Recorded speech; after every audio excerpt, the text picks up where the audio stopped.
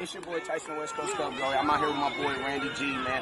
I want to know, I've been praised. There's been a whole bunch of questions about the linebacker core, man, but I want you to speak to the camera right there, man. Let us know the state of the union, man. What's going on with the Cowboys, man? How do you feel about the 2008? When we was in training camp, I asked you who's you going to choose for your Lifetime movie. You picked Morris Chestnut. I wanted to know, does that answer still good, man? Because thanks for the love, man. Forever family, man. Let's go. Dallas Cowboys scouting live from the draft. Here, all right. I got Rico, man, working with a classic, man. I need to know, man, real quick, where did that song come from? Dallas Cowboys scouting, man. How are you enjoying your rookie first camp? It's your boy Tyson, the West Coast Cowboy from Dallas Cowboys scouting, man. How do you feel about continuing that legacy of Dallas Cowboy linebackers? West Coast Cowboy from Dallas Cowboys scouting, man. Shoot, man, you looking extra supreme, bro. What was that diet like in the off season, man? Because I can't cover, it's really no proof. So this year, that's what people gonna see. Absolutely, absolutely. And for those naysayers who say that he can't cover,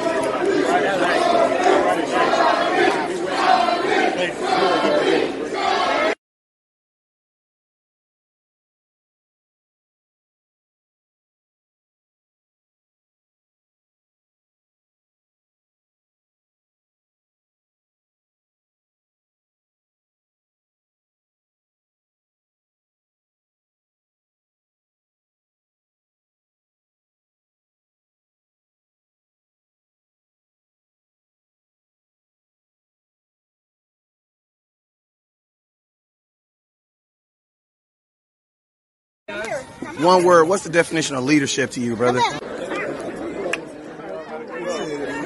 Tyson from Dallas Cowboys scouting, man. I see your game out here, man. You definitely bring, we have 4 quarterbacks out here. Boy, man, you were, last year, man, you were #1 in the nation in the hitch route, man. I want to know, man. There he goes.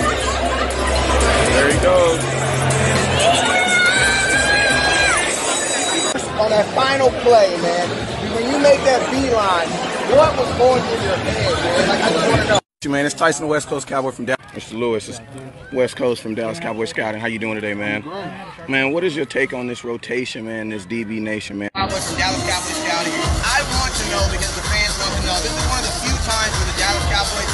When they do your Lifetime movie, who you want them to use? Brad Pitt, Denzel Washington, or still Kevin Hart? Quick question. With the NFL opening up the rules on the dance, what the first INT to the house gonna look like? What? You can't always say one of those, but one of those in a good way. Five.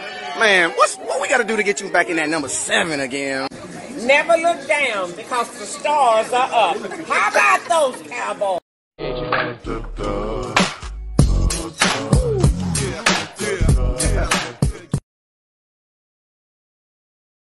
It's your boy Tyson, West Coast Cowboy. I'm out here with my boy Randy G, man. I want to know, I've been praised. There's been a whole bunch of questions about the linebacker core, man, but I want you to speak to the camera right there, man. Let us know the state of the union, man. What's going on with the Cowboys, man? How do you feel about the 2008?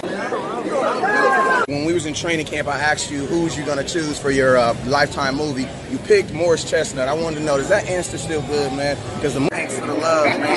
Forever family, man. Let's go. Dallas Cowboys scouting live from the draft. Here, all right. I got Rico, man, working with a classic, man. I need to know, man, real quick, where did that song come from? Dallas Cowboys scouting, man. How are you enjoying your rookie first camp? It's your boy Tyson, the West Coast Cowboy from Dallas Cowboy scouting, man. How do you feel about continuing that legacy of Dallas Cowboy linebackers? West Coast Cowboy from Dallas Cowboys scouting, man. Shoot, man. Looking extra supreme, bro. What was that diet like in the off season, man? Because I can't cover, it's really no proof. So this year, that's what people gonna see. absolutely, absolutely. And for those naysayers who say that he can't cover.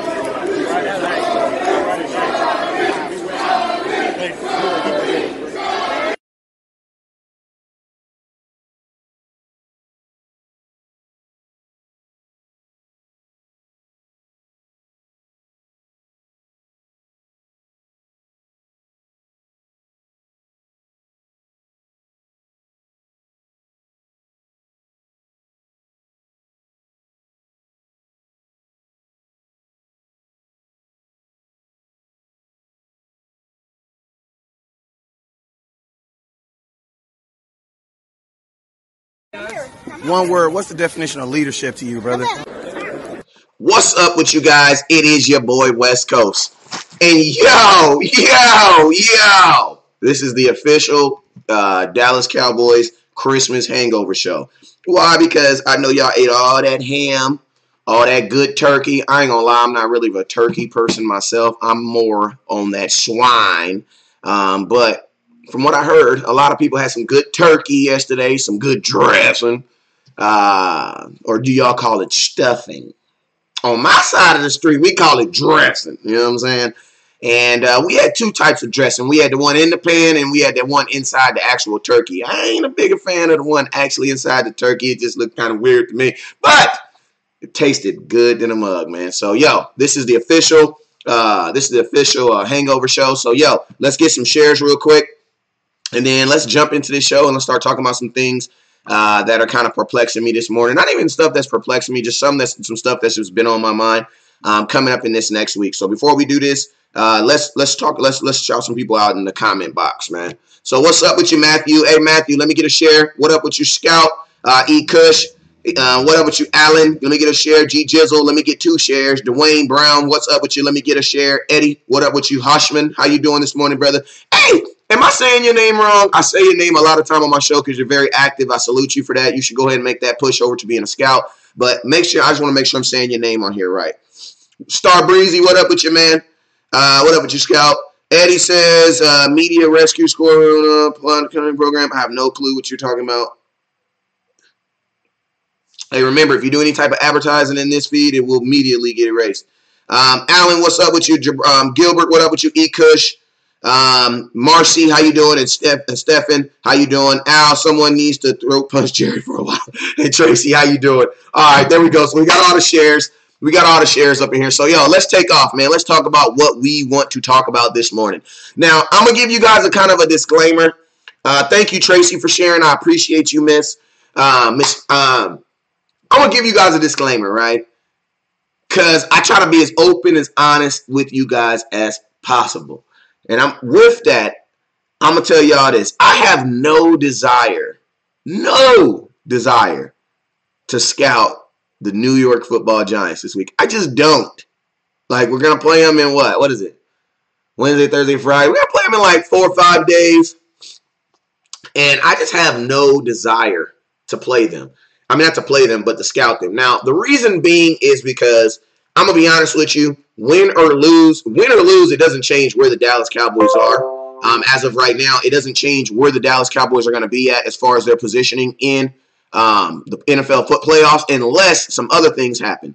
But I'm not even really talking about just as far as the positioning and stuff like that, because there are some things that could change if win or lose the Dallas Cowboys this week. But the thing that's kind of like the reason why I think the Giants have more reason to lose this game than the Dallas Cowboys have to win this game, to be honest with you. And the reason being is because simply I'm going to show you guys where the Giants currently stand right now. And this is a twofold conversation. I think the Cowboys don't necessarily – I mean, obviously we need to go into every game with the mentality of winning. And I want to win this game. Let me put this out there. I don't want nobody thinking that I do not want to win this game. I do want to win this game. But I do not want to win this game of the detriment of my quarterback playing the entire game and the offense playing the entire game. There are some bigger goals that the Dallas Cowboys need to be looking forward achieving. We have now finished our first goal. We got our first tally mark on our checklist, and that was getting through offseason, getting through OTAs without any major injuries. For the most part, we did that. Sean Lee was a minor setback, but we didn't really lose anybody major for the entire season. So that's the first goal that we achieved. So Dallas Cowboys, salute yourself for getting that first goal off. You know what I'm saying? Oh, dang, I forgot I was on YouTube. All right, what up with y'all, YouTube? Hey, man, I got to get better at this. I promise. My bad, YouTube. I see y'all over there rapping. Joshua, how you doing?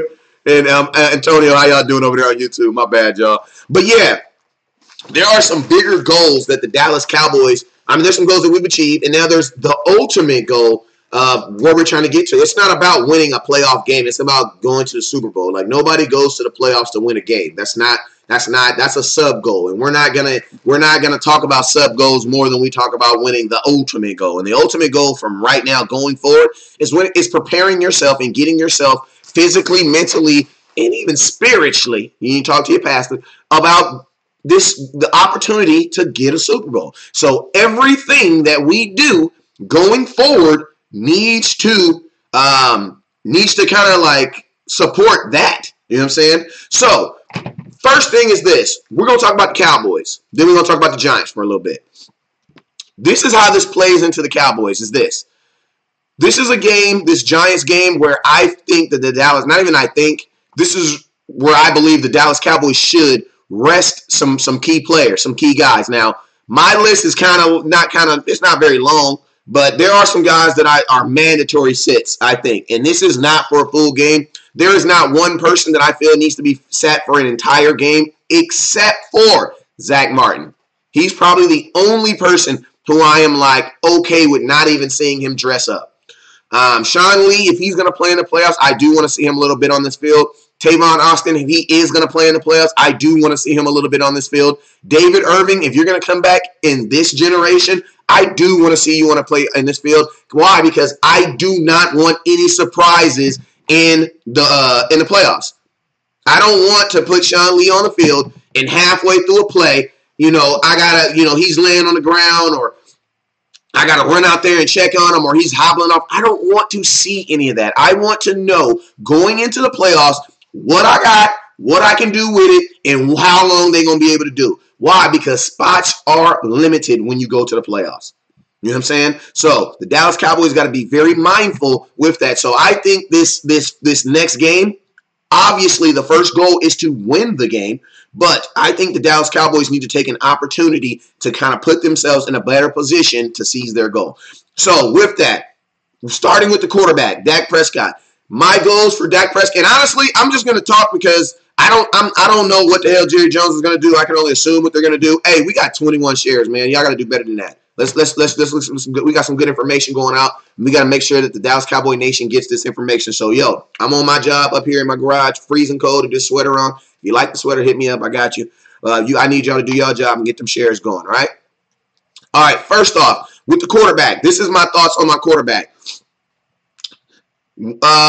They say Dak hater, Dak lover, regardless, none of that stuff, it matters. You're not a Dak hater nor a lover. You're a Dallas Cowboy fan. So anything that I talk about is going to be the best, what's best for our Dallas Cowboy team and preparing us for our goal. So what I would like to see, honestly, for this next game against the Giants, our last game of the season, and it's going to be outside, probably in the snow. From what I see, the weather out there is kind of crazy right now. I want to see Dak Prescott play an entire first half. That's what I want to see. I want to see Dak play an entire first half. I want to see because our offense has not looked good enough for us to just be like, you know what, we're just going to rest Dak Prescott. I'm going to be honest with you. You threw over 161 yards last week. You're not tired, bruh. You should not be tired. You only threw the ball 25 times last week, and out of those 25 passes, I think 8 of them were at the line of scrimmage. So your arm should not be tired. You 23, 4 years old. You got thighs like a goddamn sequoia tree. You should not be tired. So I do not feel that my quarterback should be sat this entire game, especially with all the new pieces. I'm not saying I honestly still consider Amari Cooper a new piece simply because of how we use him.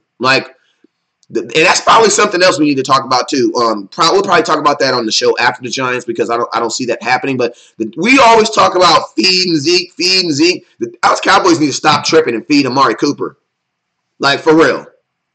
Like that same spoon that you use to feed Zeke, you need to feed Cooper with. Why? Because you're not getting your money's worth right now.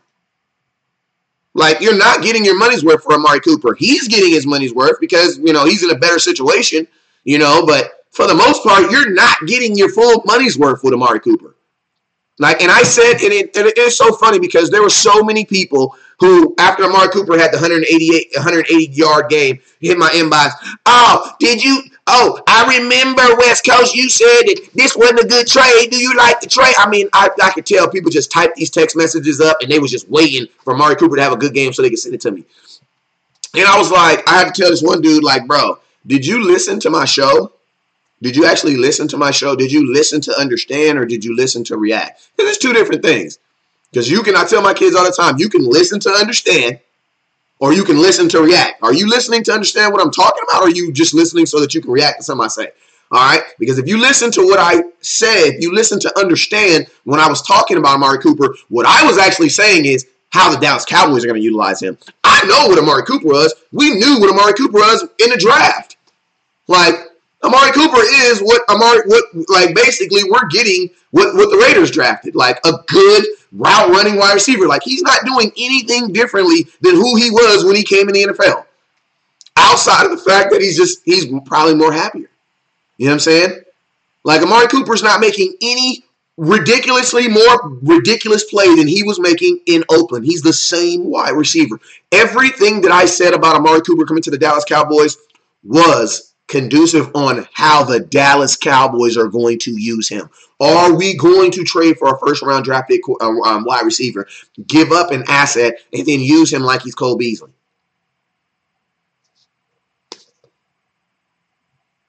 Like, you know what I'm saying? Because realistically, that's what happens right now. We go through spurts. We literally go through spurts where we're just Amari Cooper heavy. And then we just go through spurts when we just forget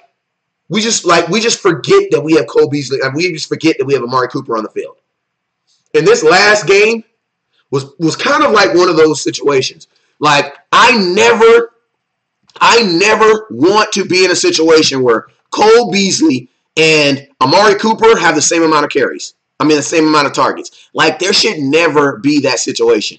And last week, I'll pull that up in a little bit here, but last week, you see that a lot. Anytime when Amari Cooper is being used the same amount of time as other wide receivers, you failed. Why? Because Amari Cooper is not Cole Beasley. Amari Cooper is not Cole Beasley. He is not Allen Hurns. He is not Rico Gathers. He is not Dalton Schultz. He is a first round pick wide receiver that you traded for. So there should never be a time in life when Amari Cooper has the same amount of stats, or not even the same type of stats, the same amount of targets as Cole Beasley. And last week you absolutely saw that. Like, you absolutely saw that. Every wide receiver across the board had at least 5 or 6 targets. Now, the games that we've seen where Amari Cooper has absolutely balled out has been those games where his targets have been elevated, where you see a Cole Beasley at 5 or 6 and Amari Cooper at 9, 10, 11. But I'm going to tell you guys, the only way you're going to get Amari Cooper at 9, 10, 11 targets is if we throw the ball 35 to 25 times. Actually, you need about 30 to 35 times. There's no way you're not utilizing it. Now, a lot of people are saying, oh, but let's Cubs, do you want to win? Why don't you just care about winning? Because football is about creating schemes, and it's about creating success. That's what it's about. You know what I'm saying? That's the art of football. You're not just going out there and saying, hey, we're just going to go out there and play these guys for a half and then figure out what they can do. No, that's why you have 4 practices leading up to the game, so that you can game plan. The Dallas Cowboys game plan needs to consist of feeding Amari Cooper. Like, this mess is ridiculous. It's getting to the point now where like someone needs to just say it. Like, the Dallas Cowboys are not feeding Amari Cooper, and they need to. Like, they flat out need to. Like, you brought him in not so that he can accent your wide receiver core. You brought him in so that he could be your wide receiver, plus the core. Like, he's like Bruce Springsteen. What's Bruce Springsteen's band? What's the name of his band? I wrote it down this morning, but like, you know what I'm saying? Like, they don't consider themselves all the crew. You know what I'm saying? No, it's the lead singer and his band. Like, that's how it needs to be with Amari Cooper. He needs to be the lead singer in his band. When you're saying Michael Jackson in the Jackson 5s, that's what it needs to be with Amari Cooper. You know what I'm saying? That's what it be. If I got some Bruce Springsteen fans in the crowd, please throw that name in there, because it left my mind. But y'all get what I mean, though. Like, Amari Cooper needs to be the lead singer of this group. Like, he needs to be the lead singer of this group. You know what I'm saying? If he wants to bring in a guy to do a solo every night, the E Street Band, appreciate you, man. But you feel me? It's not, they don't call it, Bruce Springsteen is not called, his group is not called the Bruce Springsteens. No, it's not called the E Street Band. No, it's not called that. It's called Bruce Springsteen and the E Street Band. Meaning it's him plus the guys that he's bringing. That's what it needs to be with Amari Cooper going forward. Going forward, Scott Linehan, I'm going to tell you like this, bro. I want to see a point of this game where West Coast is of any game where West Coast is literally like, bro, throw the ball to somebody else. Like we've never gotten to that point with Amari Cooper in any game where we just overly use him. Just overly use him where you're like, bro, what, would Dak throw the ball to somebody else? Like, we need to get to that point. Why? Because you are paying for this. We are not about to have a first round. We don't have no first round draft pick next week. In this upcoming draft. None. Why? Because we chose to bring in our pick now. We need to use it. Point blank and simple. We need to use them. And honestly, that shouldn't be very hard for Scott Linehan because if you think about it like this, Scott Linehan has had a dominant wide receiver pretty much everywhere that he's gone. And when he was in Detroit, he had Calvin Johnson. You know what I'm saying? So he has always had a number one wide receiver in his offense. When he came to Dallas, he had Dez Bryant. Part of the reason why they brought him here was because Jerry liked what he was able to do with Matthew Stafford and Calvin Johnson. You know what I'm saying? So the Dallas Cowboys, not Dallas, but Scott Linehan, he knows how to do this, man. You don't just wake up and just forget how to do stuff. You know what I'm saying? So I don't know what it is, but Scott Linehan, figure it out, bro. But as of right now, you are misusing your greatest asset. And that is Amari Cooper. You need to feed him. Just like we feed Zeke, we need to feed him. Now, a little thought that I was talking about with my scouts. We talked about this. We were talking about this very extensively yesterday. If you guys look at right now where the New York Football Giants are basically where they're seated at right now. This is what this is the most up to date right now. This is the draft order for next year's draft, right? So number 1, Cardinals, worst team in the NFL. Number 2, now look at these records, 3-12. They'll never get to 3-12. But look at this, 4-11. 4-11, right? That's the second draft pick, number 2. Then you have the Jets at 4-11. Then you have the Raiders at 4-11. Then you have the Lions at 5-10. Giants, 6th place at 5-10. Now think about this. The Giants lose, they'll be 5-11. So that will push them up. Now Detroit is going to Green Bay. Now I'm gonna be honest with you. Green Bay is definitely a place where they have a lot of pride. So I don't see Detroit losing this game. I don't see Detroit winning this game, to be honest with you. And if you look at all these teams, I don't see any of these teams. Like the Jets are not about to beat New England, so they'll be 4-12. They'll still keep I apologize. Let me go back. The Cardinals are not beating the Seahawks, so they will keep the number 1 seed. The 49ers are not beating the LA Rams. It's their next game right here. So they will be, 4-12. The Jets are not beating New England. The Raiders are not beating Kansas City. Detroit is most likely not beating Green Bay. And then here you go, New York Football Giants right here. Now think about this. I will 100%, I'm a Cowboy fan, diehard to the soul of everything, so I 100% believe that the Giants are going to go into this game and say, hey, there's no way that we can win this game. Because look at this. If the Giants win this game, look at this. If the Giants win this game, they will then have 6 wins. They'll have 6 wins. Now look at this. The Bills, they're going to Miami. They'll probably lose that game. Tampa Bay, they're going to Atlanta. They'll probably lose that game. So think about this. If they win this game and everybody else lose, the New York Football Giants will theoretically, and then look at this, the Jaguars are at Houston. They're not going to win that game. Carolina, they're at the 10th pick. They're at New Orleans. They are not going to win that game. Think of this. If the Giants accidentally just miraculously win this game, guess what's going to happen? They're going to fall out of the top 10 pick. What's more important, beating your rival or getting that top 10 pick?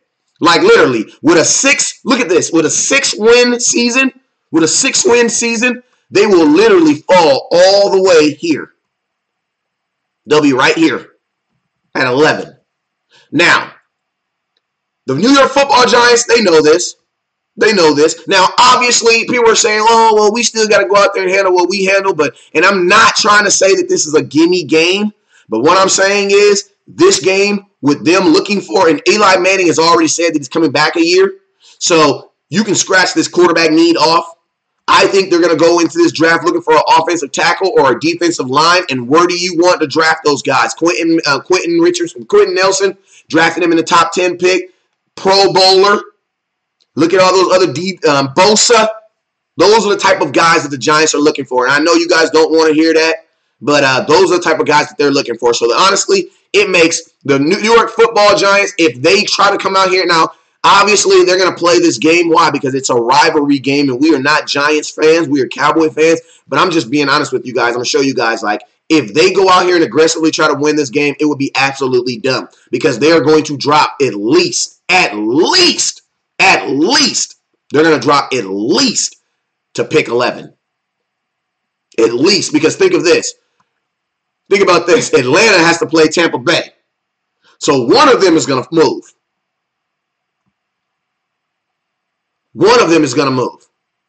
Denver Broncos, they play at the Chargers.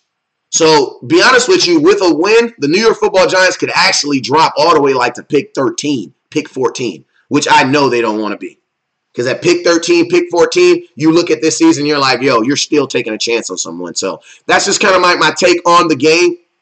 I think, obviously, we got to go in there and do our job. We got to actually go in there and do our job. We're not going to worry about what the heck another team's going to do, but I just wanted to give you guys some context on what the heck is going on this weekend, what's up for grab, what's not up for grabs. New York Football Giants, I think they're going to be in a position where I'm not going to say they're going to tank because, everybody wants to be their divisional player. But I think the New York Football Giants are going to do the same thing the Cowboys are going to do. They're going to put some guys out there and try to see what they can do with these guys for next season. That's what I think the Giants' mentality is going to be. So with knowing that, this should be a game where the Dallas Cowboys should be able to get out there and get in front of these guys fast. The only way that what I'm saying is going to work, like us being able to rest guys, us being able to look at different guys, is if the first team offense goes out there and do their job. Because I'm going to tell you guys right now, at halftime, if the score is like 12-13, Jason Garrett probably won't pull Dak Prescott because he's going to want to win that game going into the playoffs.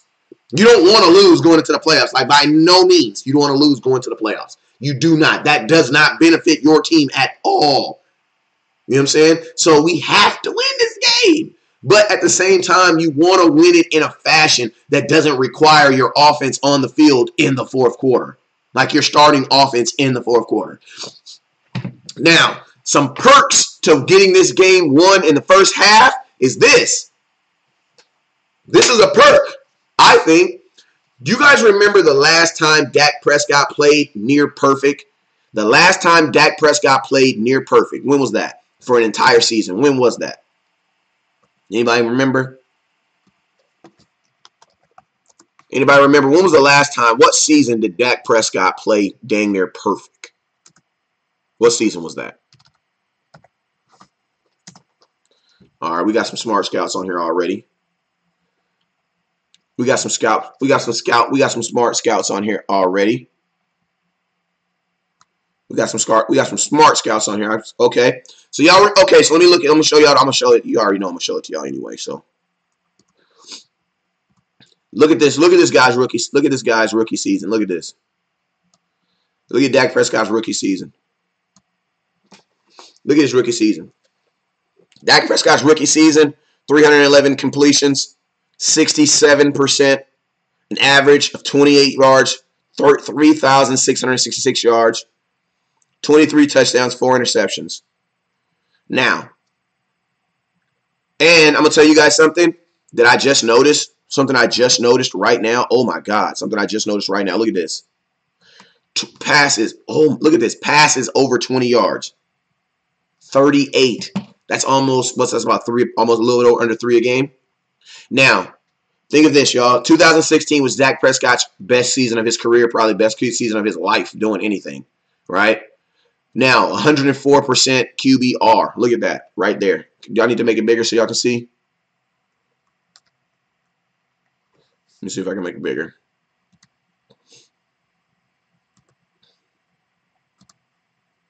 How's that?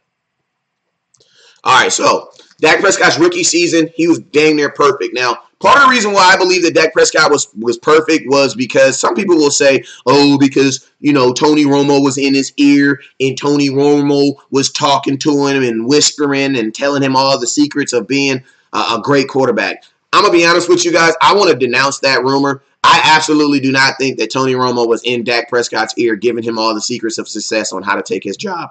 I just don't believe it. I mean, a better way to think about it is this. Your job just hired a guy at your job that you believe that you're going to take your position. Are you now then eager to go help him take your job?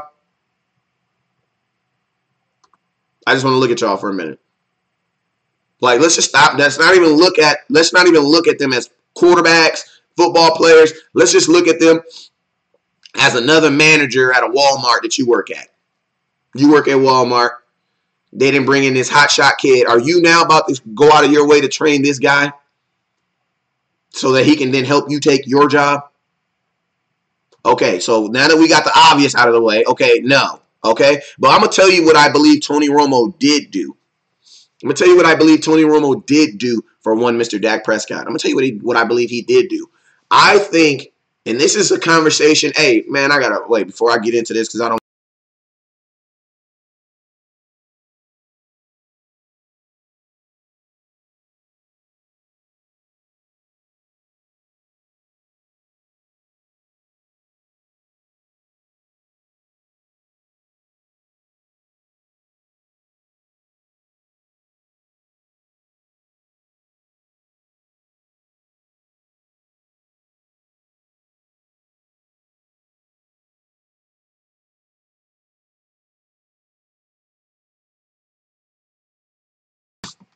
But yo, this is what we came up with yesterday.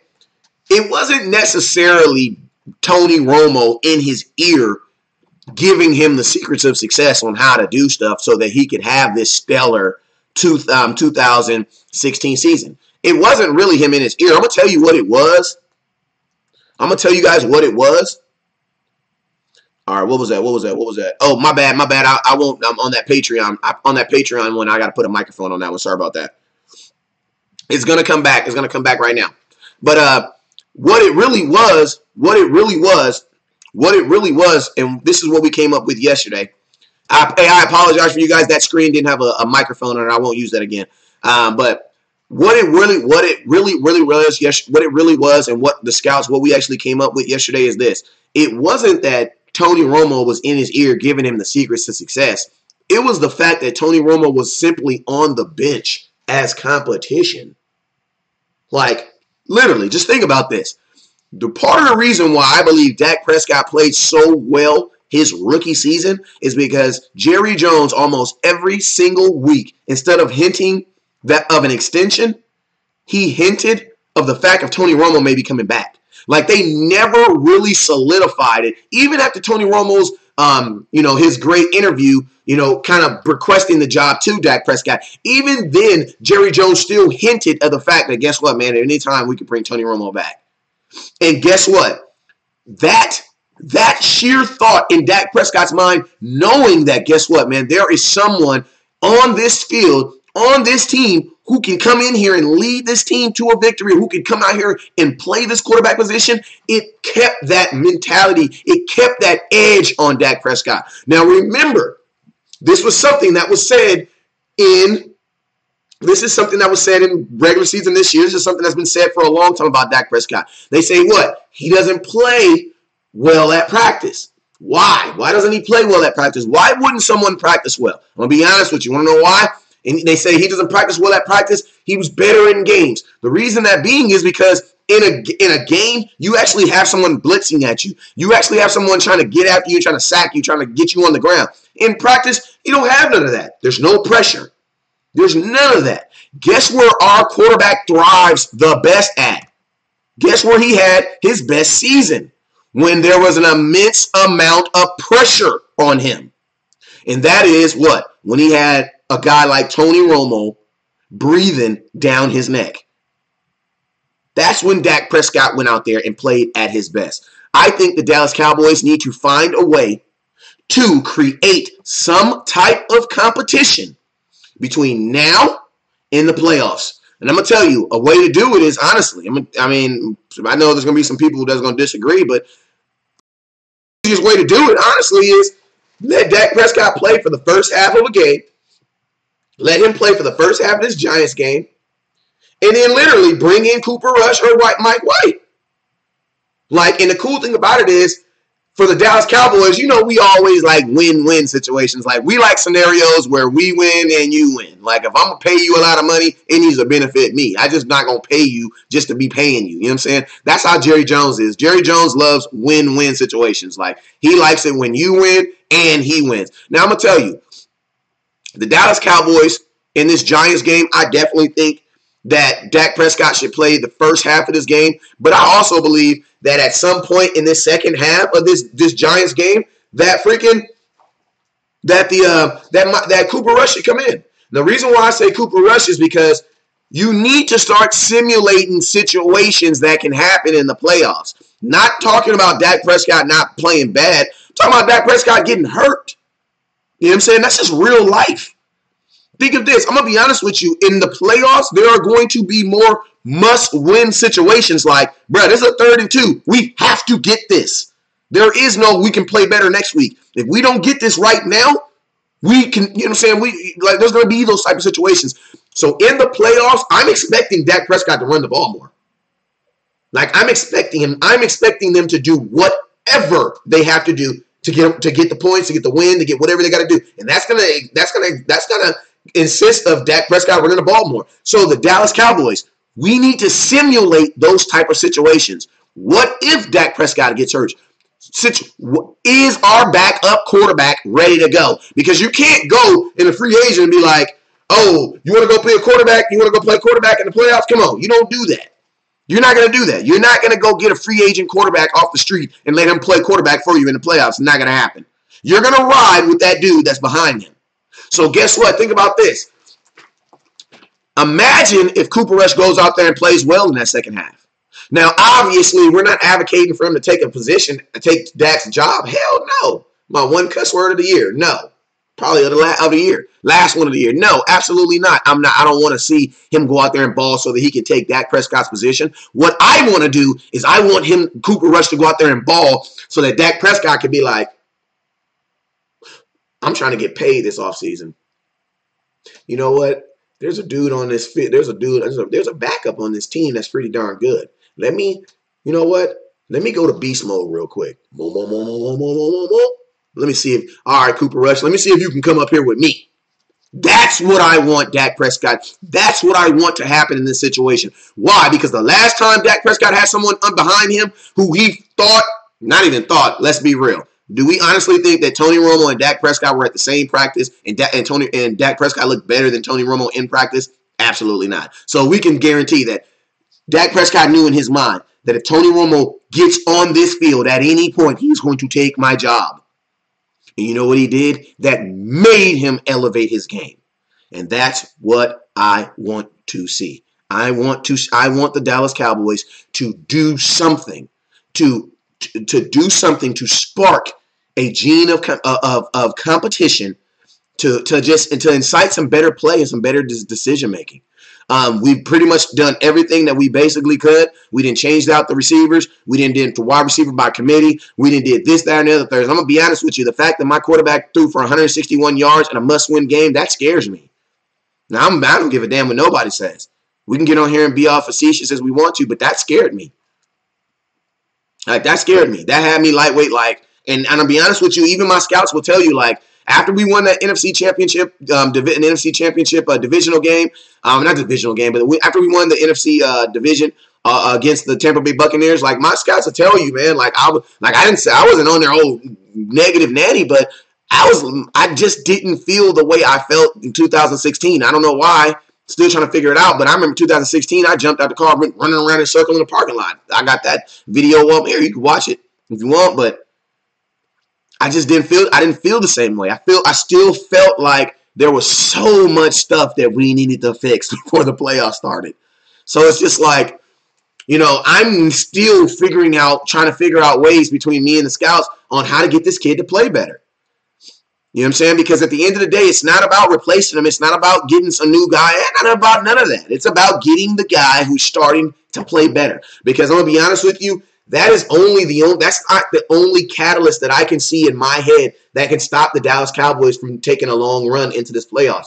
And I'm not even saying that I believe that he's going to go out there and just have a stinky bomb game, because Dak typically doesn't do that. What Dak Prescott does is he plays mediocre for a half, and then he comes out there and everything that he did in that first half, he rewrites and erases it. The only thing that I hate about the playoffs is, man, it just seems like that clock goes so much faster in the playoffs. It just seems like that clock goes so much faster in the playoffs. Like, y'all remember that Green Bay game? Like, we got off slow. That game started off slow in the mug, and then we started moving. And guess what happened? We ran out of time, man. Like, we ran out of time. 2016, that's what happened, man. We flat out ran out of time. Like, we ran out of time. We started slow. When it got popping, when it got cracking, I'm like, we about to win this game. And then we just ran out of time. That's what's most. I believe this kid can play. I believe this kid can ball. But one thing we have to do is we have to understand the playoffs, man. Every minute is precious. And them minutes go by so fast. So you cannot start slow in the playoffs. You just can't. Teams that start slow in the playoffs don't win. That's just what it is. You don't win. You have to start strong in the playoffs. That's another reason why I believe in these playoffs, when we start this playoffs, I also believe that the Dallas Cowboys need to get the defense on the field first. I know y'all like getting the offense on the field and see if we can get score first. No. The way our team is set up, and I'm thinking over 16 games. I'm talking about over these last 16 games, what has not worked. I'm sorry. Getting the offense on the field first? No. That's like calling that person in the morning who always got something negative to say. Why would you want to call them first? Like, why would you want to call that negative nanny first? You want to call that person that's positive, happy, that's going to make you feel good, say something that's going to make you feel good as a person this morning. You know what I'm saying? You ain't going to call that person. You know what I'm saying? You ain't going to call your mother-in-law and be like, hey, tell me something good. She's going to be like, well, you need to I ain't going to hear that. You ain't going to do that in the morning. You're going to call that one person. If you're having a bad day, you're going to call that one person that you know is going to say something nice to you, make you feel good. What's up with you, mama? Hey, baby, how you doing? You know what I'm talking about? That's what you're going to do. Dallas Cowboys, in this playoff game, win this playoff run, put the damn defense on the field first. The reason for it is they are the heart, they are the soul, and they are the energy of this team. Our defense plays from behind. It's literally when we put our offense on the field and they go down the field with all this energy and all this hoopla and don't get a touchdown, your defense is now playing from behind. You want to know why? Because now that defense and that team has the momentum. And now your defense has to literally come out and take the momentum from them so that they can use it. Momentum is like a shirt, but only one team can wear it. Like, that's just what it is. Like, my coach used to always say, momentum is a shirt, but only one team can wear it. Like, both teams are not going to have momentum. It just doesn't work like that because one team's playing at home and the other team's on the road. Like, you're never going to see a game with two teams having momentum unless you're playing the Rams in Kansas City and they just both got trash defenses. But yeah, we need to wear the shirt first. And I'm going to tell you guys how you wear the shirt first. Put your damn defense on the field first. They're going to get out there. And like my boy E. Cook, you know what? My scouts, man, y'all be so on it. I haven't even gotten to that point, but that's an obvious point. Shout out E. Kush for saying that. E. Kush says, always defer. The second half possession is too huge. You're absolutely right. My thing is this, and think about this, Dallas Cowboys. Do you want to control the ball in the first half? Hell yeah, you do. Do you want to control the ball in the second half, though? Heck yeah, you do. Which is more important, controlling in the first half or controlling in the second half? Really? Both. But if you got to pick, the second half. You want to know why? Because at the end of the second quarter in the second half, which would be the fourth quarter, the game's over. There's no halftime. There's no halftime after fourth quarter. Game's over. So the Dallas Cowboys, we need to focus on making sure that we control the ball in the second half of games. How we do that? By getting the ball first. Duh. Like, duh. My boy Jason says, I always defer on Madden. Duh. And then think about this. If you really do, and this is another reason why I want him to defer. Because I'm going to tell you like this. If you had to put your faith in the offense going down the field and scoring, or the defense going down the field and stopping them from scoring, which do you have more faith in? Let's just be real. We all keep it 100 here. What do you have more faith in? Me, honestly, I have more faith in the defense stopping another team from scoring. Let's just be real. Like, I have more faith in that. Think about this. When we were on that 5-game winning streak, for 6 games straight, we did not allow 1 point in the first quarter of a game. We did not allow 1 point. 1 point. We did not allow 1 point in the first quarter of a game. So think about this. You put that defense on the field. You tell that defense to do what you guys normally do, and that is what? Don't let them score on that first drive. So guess what? Who's wearing the momentum shirt now? We are. Now your offense goes onto the field with momentum that they didn't even earn. They didn't even earn. Why you guys think in that game where Amari Cooper made that big play, it was the game he had the 200 yards on his first touchdown, he went into the end zone, and remember what Amari Cooper did? He did Tank's. He took the ball, he went like this, and he did Tank's little celebration that he always does. I don't know if I was the only person that caught that, but remember, what game was that? The game that Amari Cooper had the 200 yards. I'm so playoff mode right now. My mind is everywhere. But if you guys remember that, what did Amari Cooper do?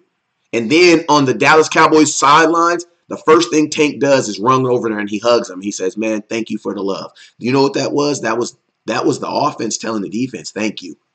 Or at least Amari Cooper telling him, thank you. Thank you. Thank you for getting us the ball back. Because what did he do? What did Amari Cooper do when he got in the end zone? He went just like that. Put his hands up. He did Tank's little celebration dance. That was the offense. The offense needs to understand that they are in debt to this defense, and you guys need to play to that such. Put the defense on the field first. Trust that the defense is going to do what they always do, instead of hoping that the offense can do something differently. Put the defense on the field first. Let the defense build up some momentum so that little brother can walk in here and punch him in the face when we got Amari held on the ground. The Philly game, appreciate you, Jarmel. Appreciate. Hey, we got some scouts up in this mother sucker, right? Yeah. Make you want to slap your mama.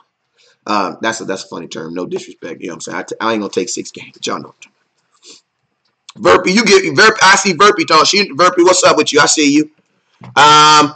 Turner says it's unrealistic to force feed Amari Cooper simply because the Cowboys traded a number 1 for him. It is a mistake to make him or Zeke the focal point of an offense. I'm going to 100% disagree with you because that's not what the stats say, brother. Some of our best games that we have played have been actually with those circumstances. So I'm going to have to disagree with you. I appreciate you for your comment, but it does 100% make sense it would absolutely make no sense to force feed a guy that you go get for a first round draft pick. Then why did you draft him then? And if you're not going to have a wide receiver by committee, then what are you doing?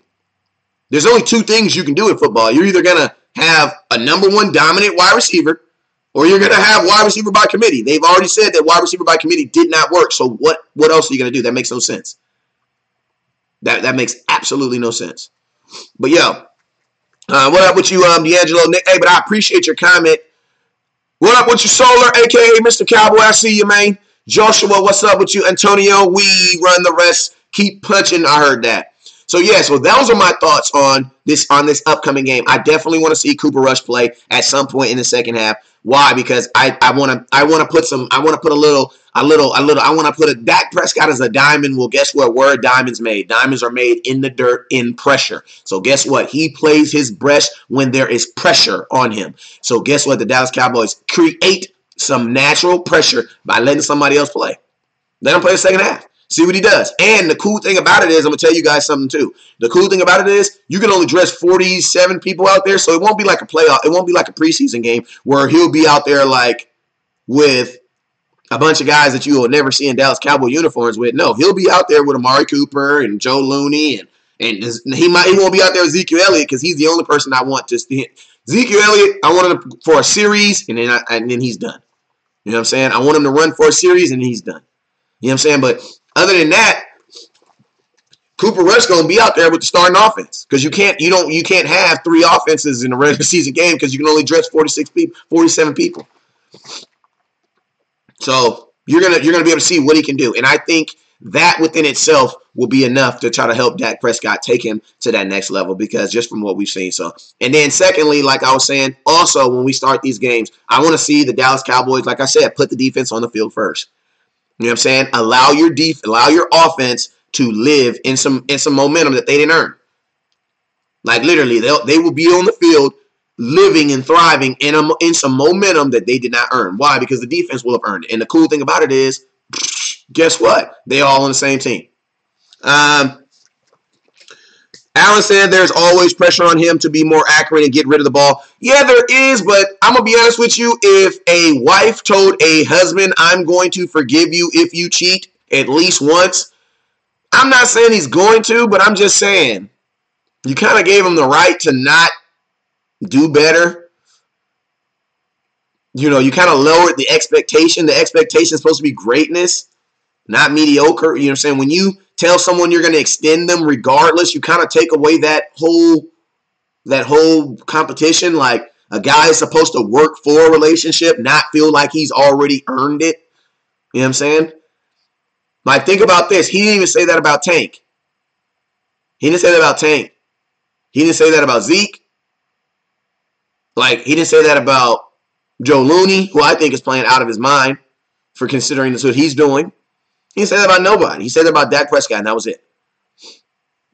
So, you know, I think the Dallas Cowboys need to, you know, there are some things that we can do to manufacture some competition at the quarterback position going into the playoffs. And I want to see the Cowboys do it. I think it'll be very beneficial to our team, and I think it's going to be very beneficial to our ultimate goal. And our ultimate goal is winning the Super Bowl. You know what I'm saying? Hey, let me get to some of these comments. I've been on here for about 53 minutes, so we almost about to be up out of here. Hey, if you are going, my next game that I'm going to is the playoff game in Dallas. You already guys know who I'll be going with, Cowboys Experience. So if you're trying to meet up with West Coast, please let me know. I'd love to meet you out there in Dallas and hang out with you guys. I've been calling my Uncle Barry all morning to see if we're doing an event. I know we're going to be doing some type of event. I know we're going to be doing some type of event. Depending on if we're playing on Saturday or Sunday. They haven't announced yet if we're going to be playing on Saturday or Sunday, but I can almost guarantee you that we're going to have some type of event.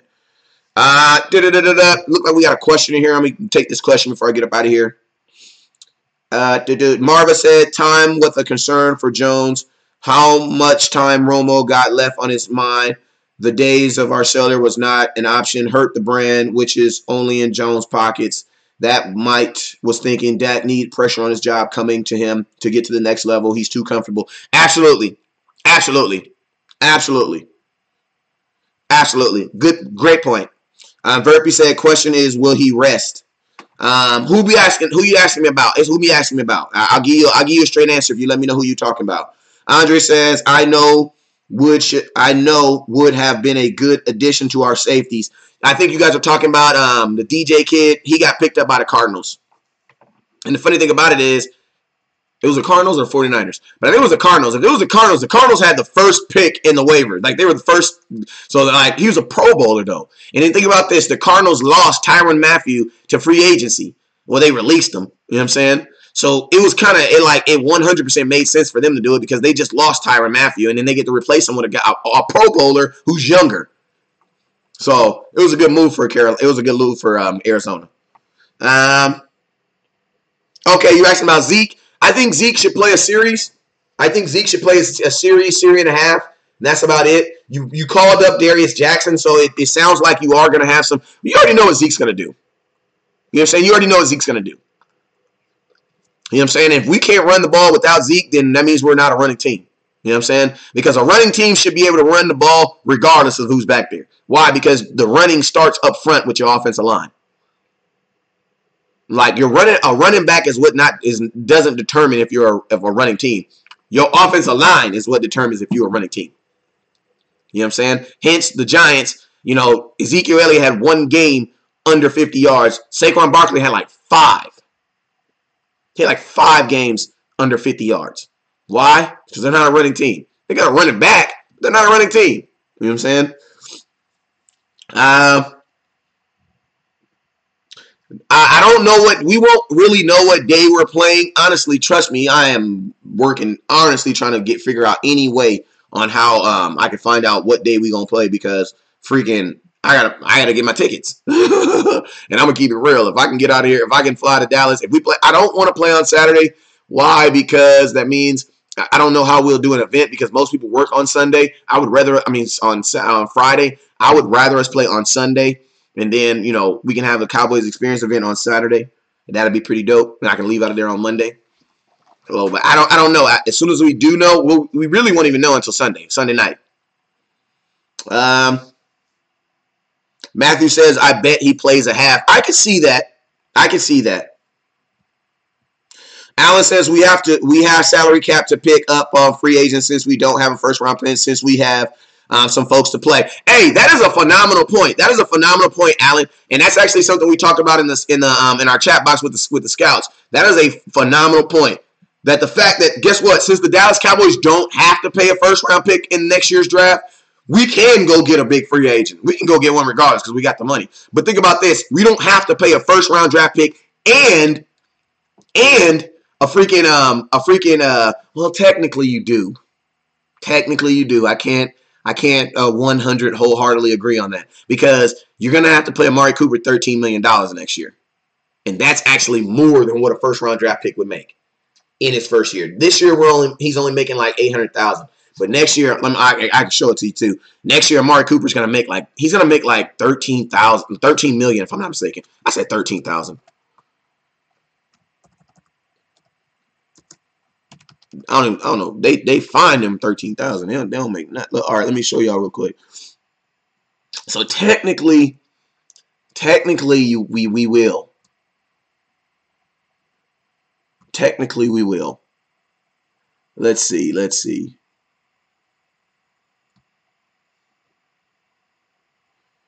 All right, here we go. All right, I got it up.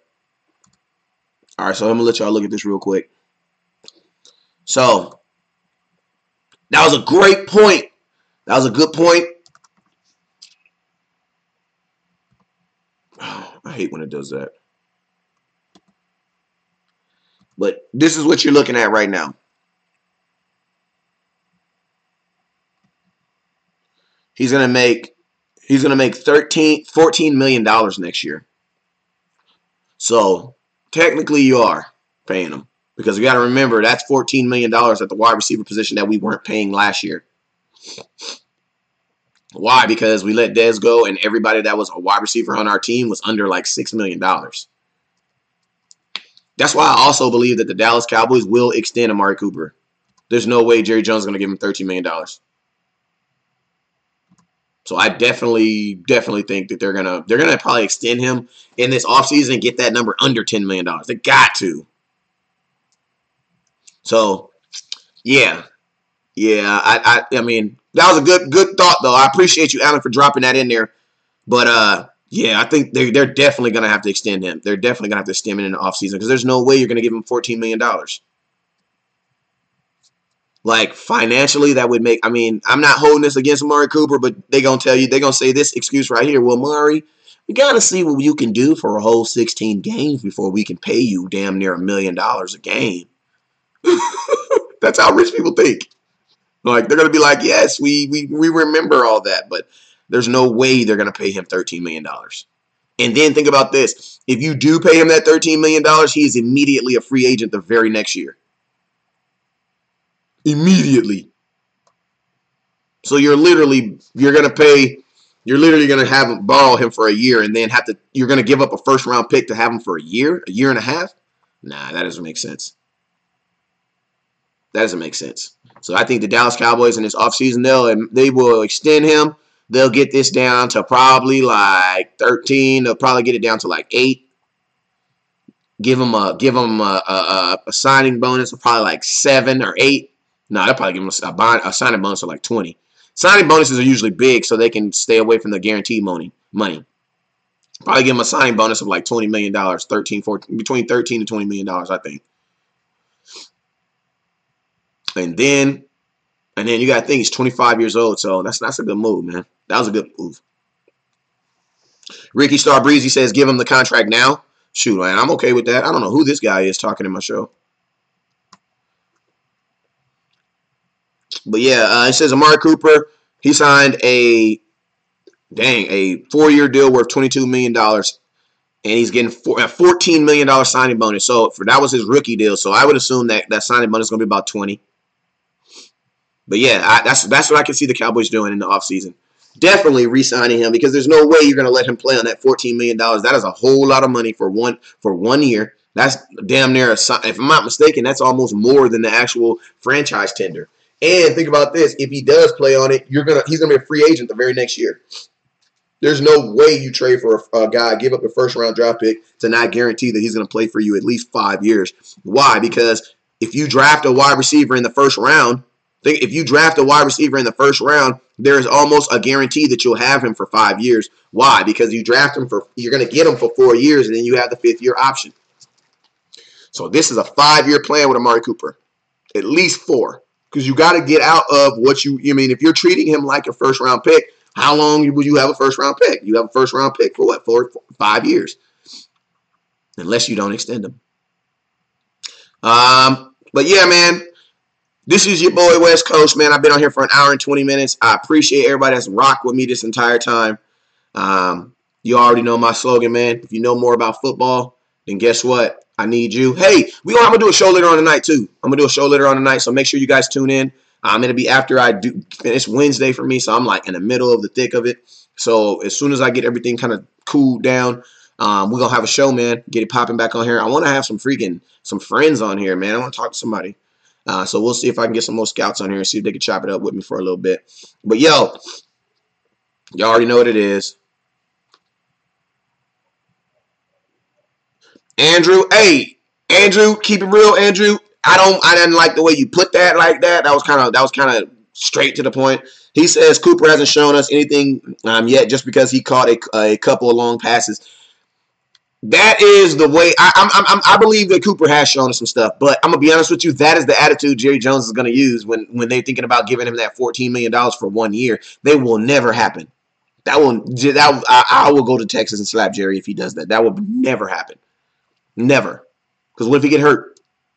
Like, you don't do that. Charles Barkley said it. Great players don't play on 1-year deals. This is what they don't do. Hey, you already know what it is. I'm trying to read some more. Eric says you can use a franchise tag on Dak, but can't option him because he's 4th-year rounder. Absolutely. You can't Dak Prescott does not have a 5th-year option. Only the first-round draft picks have that. But, yeah, you can franchise tag him, though, and play him for 1 year again, which isn't so bad because think about this. You'd rather franchise a quarterback for 1 year than pay him for 5. So that's actually a thought process that a lot of people have adapted. But yo, man, you already know what it is, man. I'm Tyson the West Coast Cowboy, man. I'm about to get up out of here. Never look down because the stars are up. Peace.